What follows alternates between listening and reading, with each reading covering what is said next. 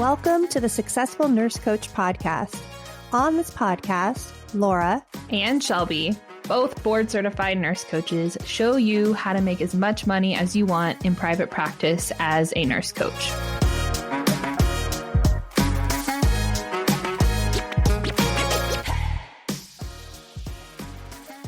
Welcome to the Successful Nurse Coach podcast. Today it is Laura and Shelby coming at you live after our retreat. And we were sitting here deciding what do we talk about? What's important?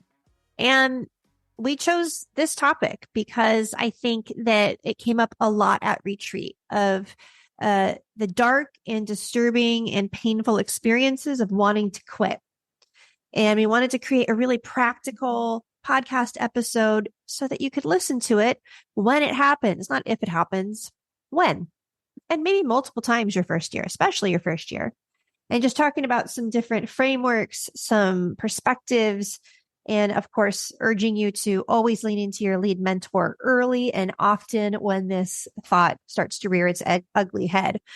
But before we get started, I wanted to say that at the time that this is going to air, we're most likely sold out for 2023, but we are already enrolling for January 2024. January cohorts is the largest. It tends to be pretty fast moving just based on the time of year that it is.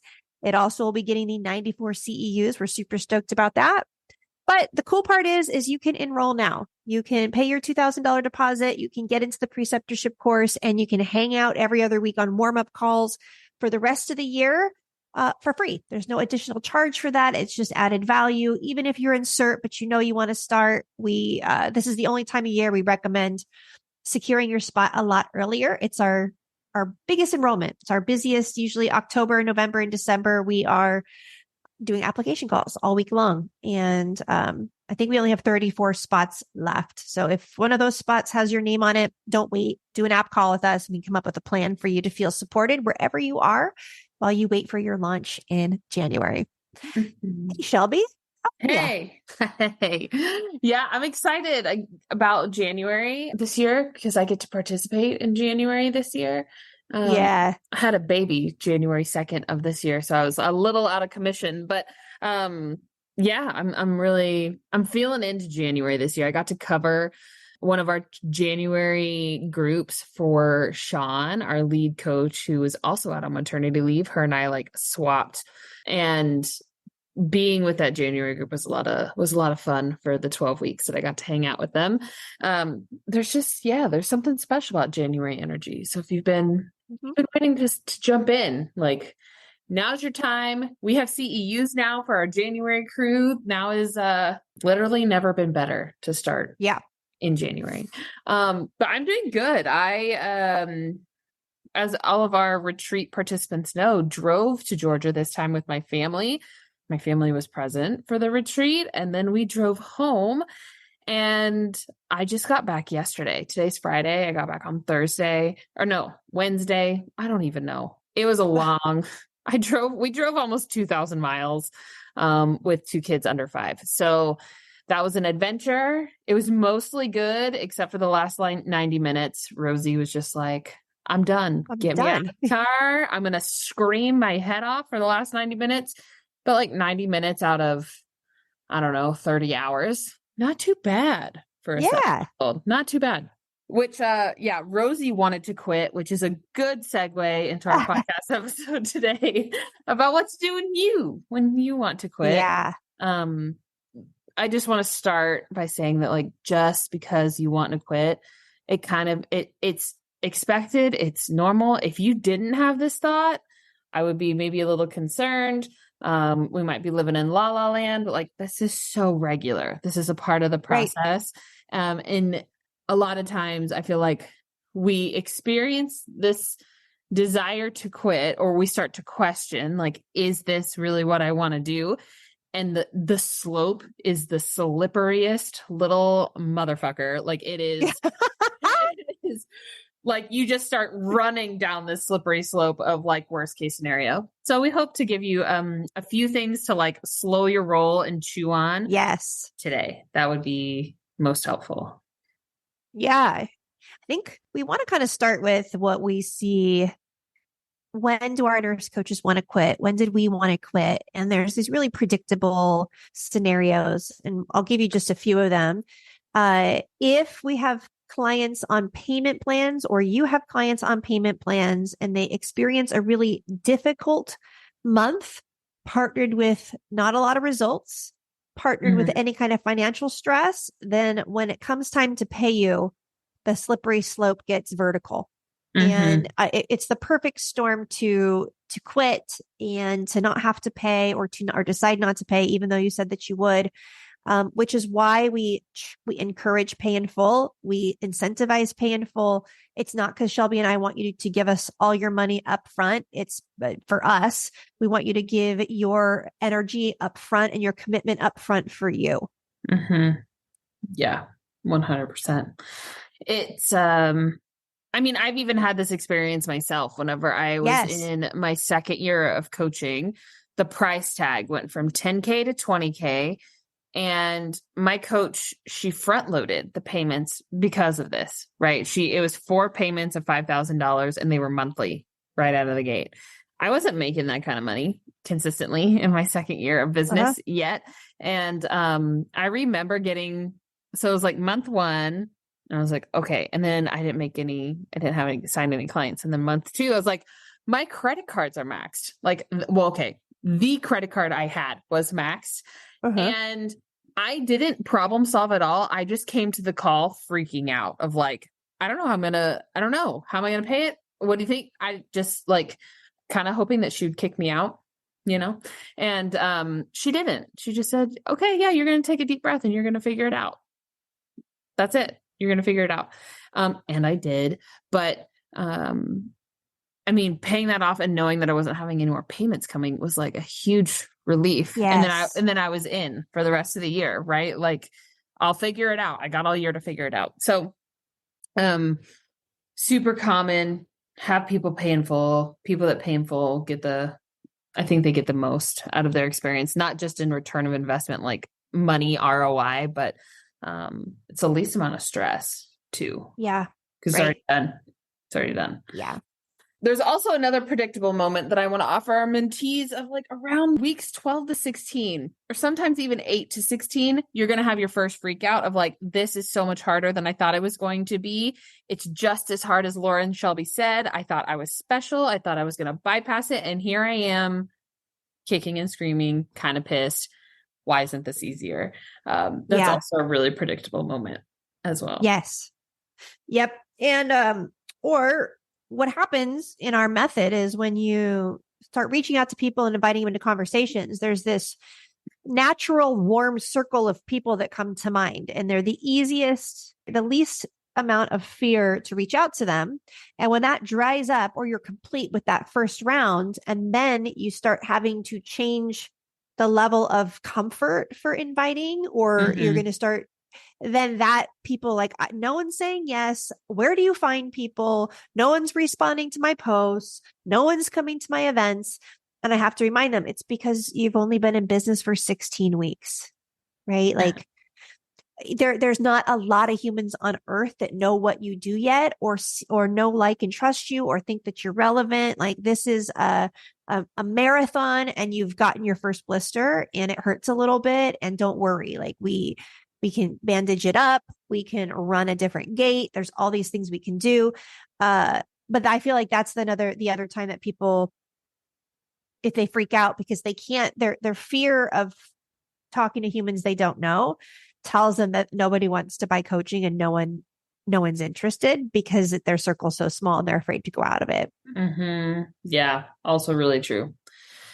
Really true. And then I'll just throw this one in there too. It's like whenever you've been in business for 6 days and your partner's like, so where are all of your paid clients? That's a really good partners. Freak out point too. Totally. Yep. That's an exaggeration. I've never had anybody as fast as 6 days have their partner freak out. But your tolerance for discomfort is usually always bigger than your partner's tolerance for discomfort when it comes to your vision and your goal. So like, you're like, yep, I know this is going to be a wild ride, and I'm here for the ping pong, just like total Man, I really want to say the F word a lot today, but total fuckery that is the first year of business. And your partner doesn't, right? Like they might have different views, opinions, all of the things. Especially our partners that are entrepreneurs themselves and like to give advice. You know, there's like Oh yeah. easy like pitfall moments that then you take it on, right? Like their worry becomes your worry, and then we're all worrying until Yes. you get on a call, and then we can quiet those fears a little bit.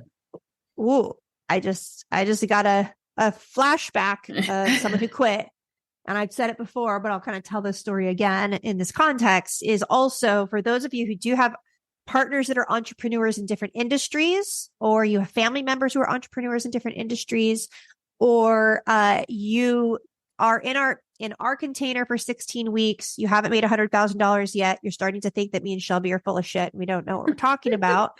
So you start consuming other coaches' content that has different strategies than ours. And then you become more confused. And it's like, well, if this didn't work in 4 months, then it must be the method and the strategy. And you go and you try to find another strategy, and you kind of keep jumping strategies.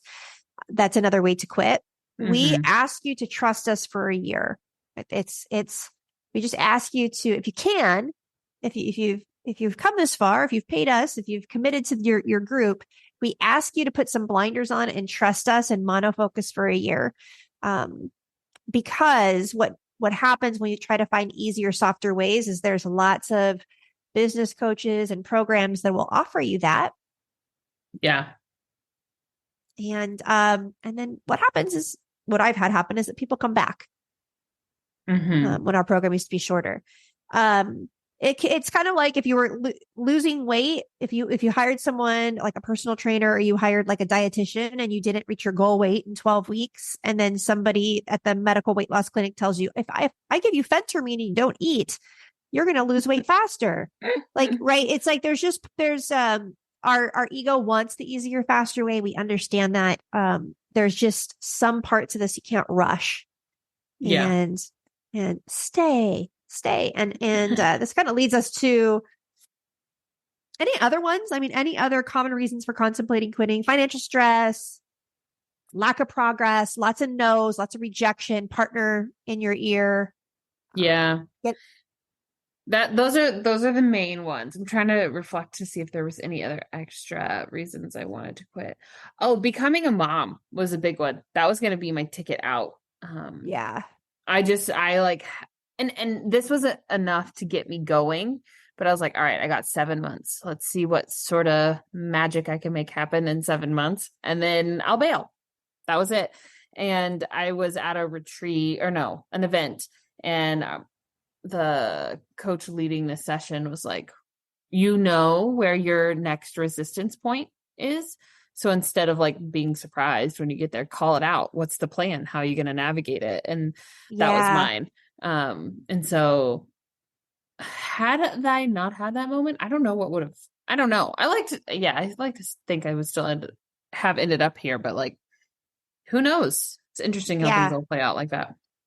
Yeah. I had a stay-at-home mom fantasy that happened for about 3 weeks. Yeah. Yeah. I was like, I'd had started my business, I quit my job, and Evan was working overtime, and I mean, he could work overtime and I didn't really need to work. And it's not like we were rich, but everything kind of stayed the same for me. And I like felt the allure of, I actually just really want a simple life, and I just want to stay at home, and I want to bake bread. And I want to, and I like, you know what? I just explored that, and I realized that it just wasn't enough. It was more of fear, and that I could have some version of both. It was not mutually exclusive. I could bake bread and do things with my kids with my newfound freedom in my schedule, but it didn't have to be all or nothing. So that was the only time where I really considered, it was really the safe way, like just shrinking back into the shadows, right? Like I was out on stage and I was tired of it, and it hurt, and I was scared, and I was like, "Ooh, society would applaud me for shrinking back into the shadows." It was just like really sneaky. Yeah. I mean, like, and in those moments too, team, it feels really valid. Like Yes, real. it's so real. And like, gosh, I just remember not even being aware of my own resistance in those really sneaky moments. Like it Yeah. really is,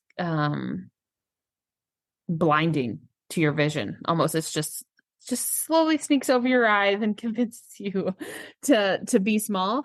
But luckily for entrepreneurs and also luckily for nurse coaches, your vision kind of haunts you. So you'll know. So like if you think that you Yeah. really want to quit, just like be okay, quit for a month and see. Like Yes.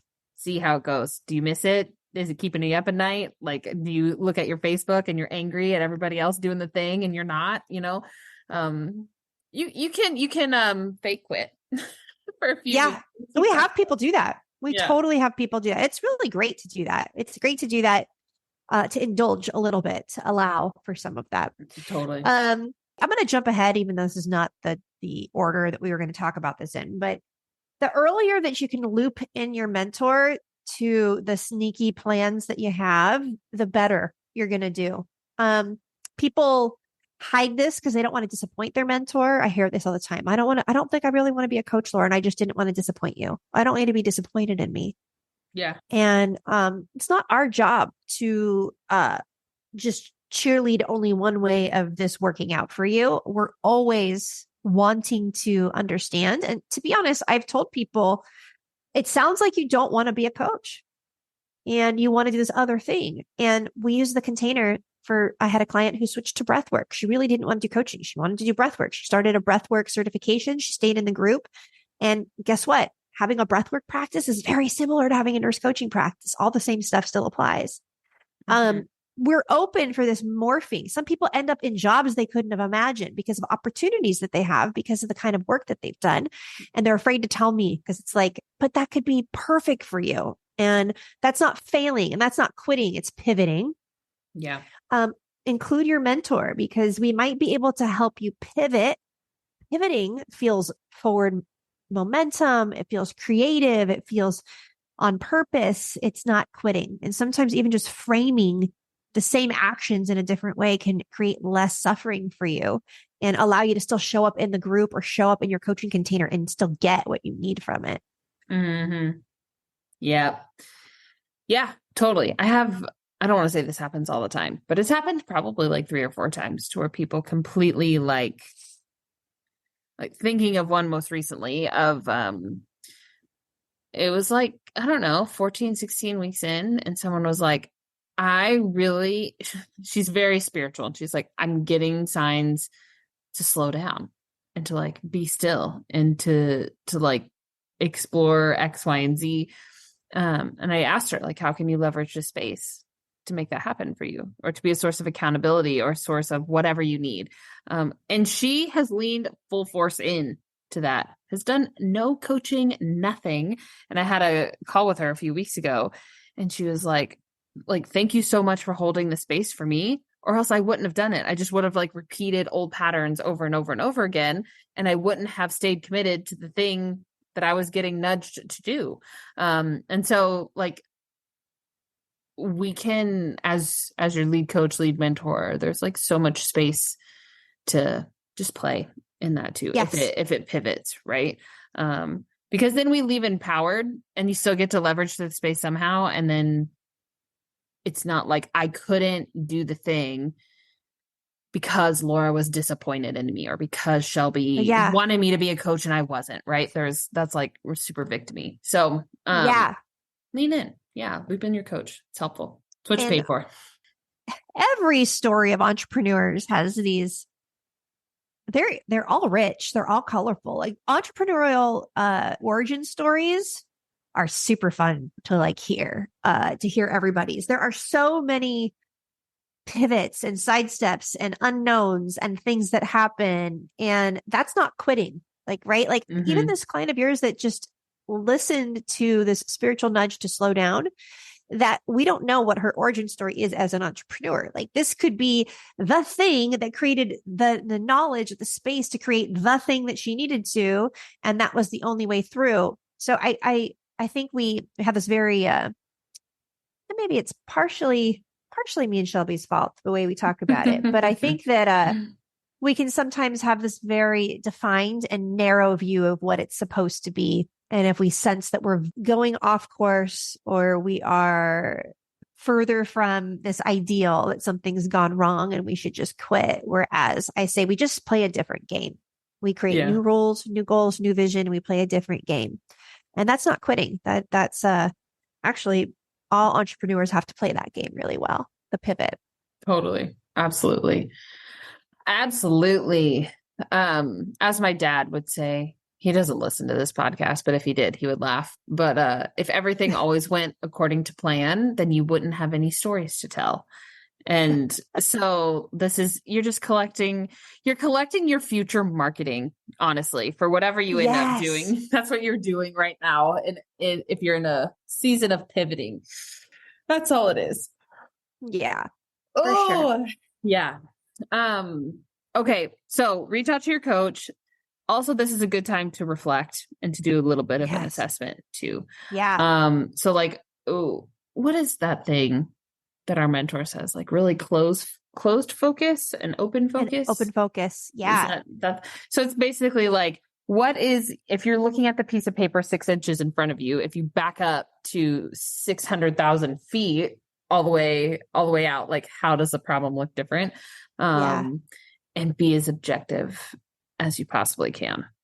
This is likely a pretty emotional moment for you, which is why it's helpful to loop in support. But like step back, think of all of the things that you've already done, give yourself credit, celebrate if you can, practice some gratitude, like list out some facts of like, I've been in business for 6 weeks. I have a signed client. Like those are huge wins. So big. Right. Yeah. So definitely self-reflection on everything that you've done right.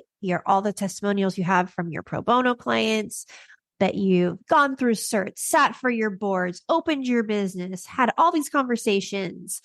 And that moment that you want to quit might just be a moment to pause and look back and to receive and to be aware of who you actually are and how far that you've come. And I'm going to share one story I had from my small group at retreat that I love. And I see this too is, we had an old student of mine who's not my mentee client, but she's in my small group, is really into, she's going to know who I'm talking about, but I won't say your name. She's really into numerology and astrology. So like she's going through a stressful time in her life.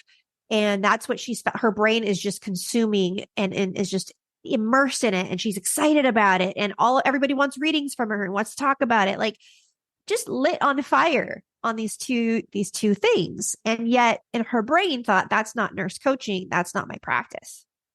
And so it was gearing towards, I think I made a mistake because I think I might want to do something totally different. And the cool thing is there's no rules. You could be a nurse coach that teaches numerology, that teaches astrology, that does readings as part of your marketing, that has offers, that has intellectual property around these topics. There's 1,000 ways to make whatever you're interested in be a part of your practice. And, but you don't know that your first year. You don't connect those dots. Permission to explore. When I gave her permission that this could be really great, this could be how her business blows up. And she should be doing this if she's called to it. There's probably a reason. She was so excited, like reinvigorated, like can't wait. And was thinking about quitting or thinking about it might not be the right move. Right. Like, I think I might've made a mistake. Yeah. Yeah. We'll say it again here. The world of coaching is so much more than traditional health and wellness coaching. Yes. Right. It's so much. And I think that of course it's holistic. It all intertwines. So it all comes, health and wellness will come up. But losing 15 pounds does not work anymore. Like we have to find another way in, and it might be tarot and numerology and astrology and all of these things. Right. Yeah. That nurse coach is really magical. She sent me a reading after the retreat in my Facebook DMs. And I was like, dude, it was spot on. It was great. Yeah. So yes, if also remember too, at a time when I was new in my practice, my mother-in-law has been like an ER nurse for almost 40 years. And this is not true. She never once has passed judgment on my nurse coaching at all. But I had this false belief that she was going to think that I wasn't a nurse, that I was less than, or like all of this bullshit. And I remember the coaching call where that like kind of came out. I really didn't know that I was holding onto that. And because I was stepping more away from health and wellness into like the life coachy kind of stuff. And it was so heavy. Like I bawled my eyes out. And my coach was like, that is not yours. It's not even true. Like, it's not even true. She doesn't even think those things. You know, she doesn't think those things, but like your subconscious clung to that as a point of resistance to keep you small. And it was, so again, of like, if you're in a season of like, I'm in transition, or I'm jumping niches or ideal clients, that's okay. Like it's all one thing that leads to the next. Right. Yeah. Yeah. I think we've heard that you guys like statistics, and we look up some statistics. Now, these are like new businesses from the Bureau of Labor Statistics. And the reason why our mentorship is a year long is because we know that quitting is the number one pathology that we're fighting, right? Like if whatever we can do to just get you through the first 2 or 3 times you want to quit into the other side, then your likelihood of having a long-term practice goes up by so many percentage points. I mean, how many practices do you know of your colleagues? They're just dead on arrival because they never tried. So that's the first one. You take cert and then you never try for all the good reasons that people give. And then there's this other group that emerges, you guys, our clients, who give it a shot and make this investment and this time investment. And then we have to get you through these humps, these like really predictable humps of wanting to quit your first year. And then honestly, probably once a year after, and we're on year 5. And there was a week where it was iffy for me and I was a little scared. But I knew not to burn it all down. I knew to I had tools. I had tools to get through it. So this is a muscle. We want to quit our jobs all the time, but we get in trouble. So we don't. This is no different. Just because you're working for yourself with your own vision, it doesn't mean that every day of work, it's going to feel like the dream. Mm-hmm. I thought it would, it's even if you have the most aligned, perfect business, you're making so much money, your life is perfect. You are going to have days that you don't want to do it for whatever reasons. Nothing's gone wrong. Nothing's gone wrong. So 20% of new businesses fail within their first 2 years. That's lower than I thought. So I was really happy about that. And then about 45% do not survive beyond 5 years. And I say those statistics not because they're necessarily relevant to the nurse coaching community. We're gathering our own statistics. If you don't quit and you have some kind of coach or mentor, it's 100% chance you survive 100% that you survive beyond 5 years, in my opinion. Yeah. I mean, most of our community we're just touching the 5-year mark this year. So most of our community is behind us in the timeline of things. So like really we're just getting started to be able to know what this looks like for us. But every coach I know, every coach I've hired, every nurse coach I know that just is constantly plugging into support doesn't quit. They don't quit. They pivot, but they don't quit. And I mean, if we think about it as like a startup mentality, all of you are in a startup of a business. It's a grind. It's a hustle. It's a big evolution between years 1 and 5. I like even taking a brief second to reflect back of like whenever you and I partnered back together, we're like not even the same people as back then, And so like you're on a roller coaster with no seatbelt, and we're just like, your coach or your mentor or your guide is the one holding you in the chair, right? Like that's you like glued in. Well, they're holding you in the chair and they're saying, do you want to hold on tight or do you want to say yay and throw your hands in the air? Because it's like, right? Like that's, I'd like to think of all of our clients after retreat, they're on the roller coaster, but they've all got their hands in the air and they're giggling about it. Yeah. Yeah, right. And so being plugged into support does not mean that you have a business coach every day for the rest of your life. It can look like having a hypnotherapist, having a therapist, having Mm-hmm. a numerology consultant, having a business strategist. I might join a group of entrepreneur, like high level entrepreneurs, and they're all men. I just got this proposed to me, Shelby. I haven't told you about it yet. We'll talk about it later. That are about. I'd love to be in a community with like men doing awesome things in business that's not coaching related, just to be around them because they can hold me in all the things. So being plugged in with other human beings that are changing and growing and are visionaries, I think that it's the community you surround yourself with can be so helpful. So helpful. Yeah, I think I've said this quote too. Oh, I want to look it up to see. I think I might butcher these stats, but Okay. you guys just give me some grace around this. But I read this thing a few months ago about how if you like, they did I'm pretty sure it was like a college, like Harvard, Yeah. a long-term study, Stanford, something. They did a study around people who work in cubicles at like corporate. Yes. And if you sit around high achievers, like if you are just sitting around higher achieving people than you will improve your performance by like 15%. Yes. And I was like, I know exactly what you're talking about. Yeah. 15%. And then if you are around people who are underperforming, who you are the biggest fish in the room, you underperform by like 30%.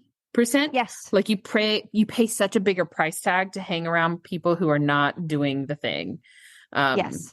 So I think that's what is such a benefit to the community aspect to our program too, is that like, Yeah, you, by all of our clients stepping into that container, you're opting to be the biggest fish in the pond. Right. And so all of you together get to grow together.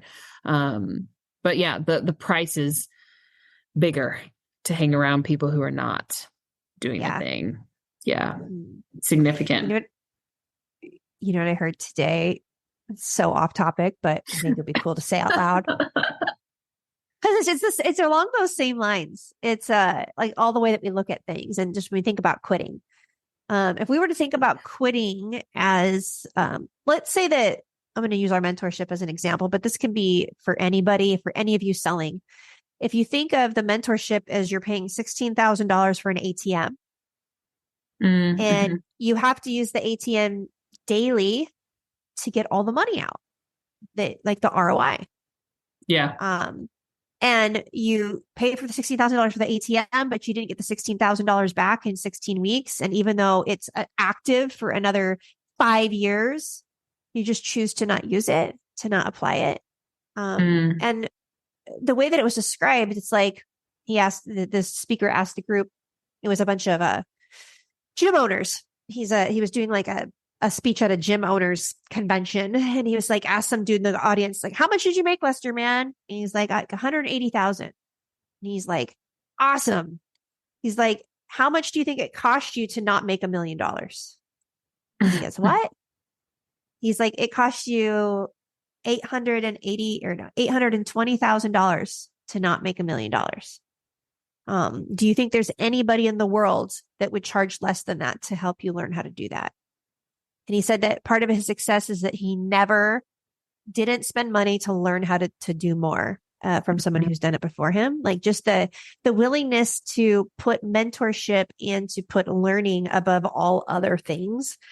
It was an extreme example, but it reminded me of us and like a lot of the things that we've done where we've seemingly paid a crazy amount of money for very nuanced, small changes that have changed the trajectory and has made us what we are today. Totally. Yeah, man. It's kind of wild. I can't wait for more nurse coaches to be at this 5-year mark and be able to reflect back. Oh my gosh, and me be too. like, remember all of those times I wanted to quit and all of those times I went crazy and all of those times I lost my mind over SOPs, like, yeah, just to be able to reflect with more of you is going to be like really great for me. We'll host a retreat so we can just all talk about that stuff. Totally.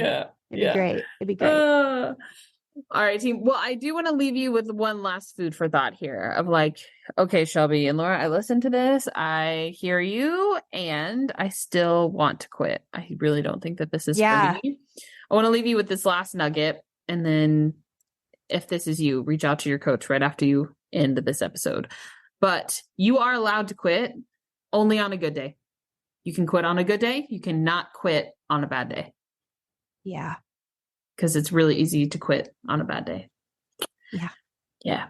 Sign a client and then you can quit. Yeah. Sign a client, then you can quit. Oh. Oh, all right, team. Thanks for joining us for this episode. We will be seeing you in the Facebook group, the Successful Nurse Coaches Facebook group. Yeah, come hang out, come be a part of the crew. If you're interested in the mentorship for January, holler, let us know. We are not enrolling anymore this year. We're just really focusing on getting some high quality people for the January start. And yeah, we'll see you same time, same place next week. See you later. Bye.